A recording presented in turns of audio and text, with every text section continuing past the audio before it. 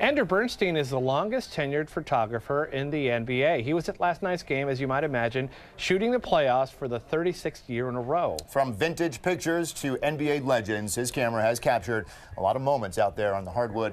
We're lucky enough to have Andrew join us live here in studio. Welcome. What'd you think last night?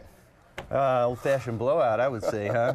That was really tough to watch if you're a Houston fan. From your perspective as a photographer during a blowout, does that make it more difficult to capture moments, or do you find it a little bit more easier during closer games? Well, in your arena, a blowout is just as good as a one-point win because the crowd gets so into it, and they just, you know, the crescendo of the crowd just grew as the game progressed, and I love seeing the reaction of the players and the fans, but it's a little less stressful than a last-second shot or an overtime.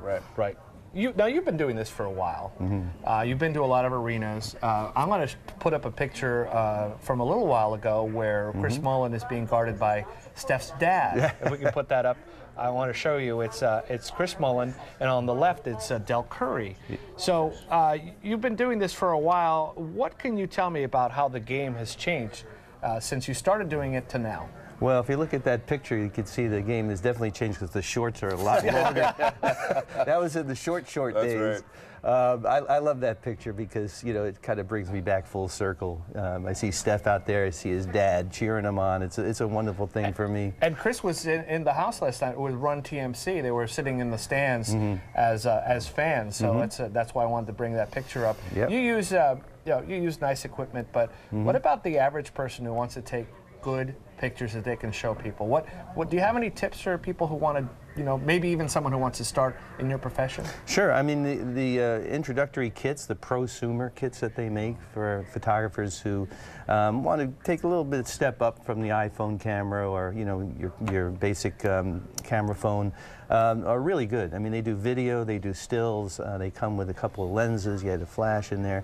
Everything now is kind of like you open the box, turn it on, put it on auto, and you're ready to go, which is a little bit different than when I started, but it's great if you're just starting out. You know, I actually I grew up a Warriors fan, but my first NBA game just happened to be at the Great Western Forum to see Magic, and saw Showtime, basically. And I know you covered a lot of those teams.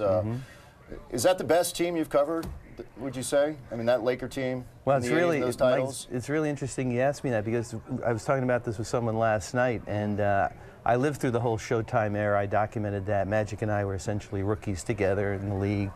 And to see this Warriors team and the firepower they have, and the fact that, you know, one guy could have an off night, then there's another guy, then there's another guy, and another guy.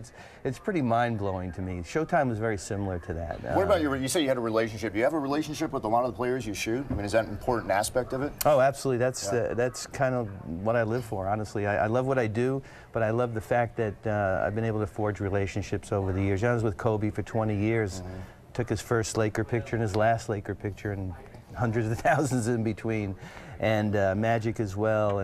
And now, you know, extends to Durant and Curry and those guys who I've been shooting since they were rookies. Do the players appreciate seeing images of them, especially as they get older? You know, pictures tend to get more valuable with time. So as, you know, maybe Kobe or any of these players who are no longer playing, you've captured them in their prime. They ever say anything to you about that? Oh, absolutely. The guys love to get pictures from, especially in the early days. And as Kobe was about to retire, I was getting a lot of emails about, hey, got me against Kobe, got me in this conference final and that All-Star game, whatever. So that's really thrilling for me. The referees, too. The referees love to get pictures of themselves you know with the guys. all these guys. Yeah. I have a basketball question for you, if you don't mind. People say that, you know, the Warriors are ruining the NBA. And my counterbalance to that is there have always been super teams. The Bulls, the Lakers, the Celtics back in the day. Is it more of the same, or the Warriors ruining the NBA, in your opinion? I don't think they're ruining the NBA. I think everybody's pretty jealous of them, actually, because they're just so good. But, you know, we saw great finals last, 3 or 4 years with them in Cleveland, and you know, is LeBron ruining the game because he's so good? No, he's just good, and the Warriors are good. The Lakers, Showtime teams were great. The great Spurs teams were great. The Rockets back-to-back team, the Pistons, of course the Bulls. You know, Michael won 6 championships in 6 tries. So I think it's just another era of a great team. I don't like the term super team because I think every team aspires to be great. and Steve Kerr and Bob Myers, all those guys have put together an amazing team. Is there a perfect picture? Have you ever taken that? Well, it's got to be in focus. In focus is a start, right? I've taken a lot of great pictures that won't see the light of day, but because they weren't in focus. But perfect picture really will elicit a response from the viewer. You know, you look at that picture, whoa. You know, you'll say, you know, the guy blocked the shot, or it's a great dunk, or it's a great moment. I like to get the emotions on the court as well. You know, the Warriors are great at that. Steph had a couple of great emotions last night, Draymond too, which I was able to capture. So if you as the viewer are looking at the photo and you get a response to it, then I've done my job. Yeah. Is there one moment that you missed? That you went back? How much time you got in this program? Can we come back? I mean, you're the pro. I was just thinking one, maybe two at the most. There's been a few over the. Oh yeah. You know, I'm unfortunately subject to getting blocked by referees, or you know, you just miss a guy's arms in his face, or you're out of focus, or you just miss it. You know, it is what it is. It happens so quickly, and I get one shot every 4 seconds. Unlike a lot of photographers who are shooting on a motor drive, they get 10 to 12 shots in a second. I get one every 4 seconds because I'm using a big flash system that has to recycle up. Right. So it's very challenging. Well, Andrew, congratulations on your career.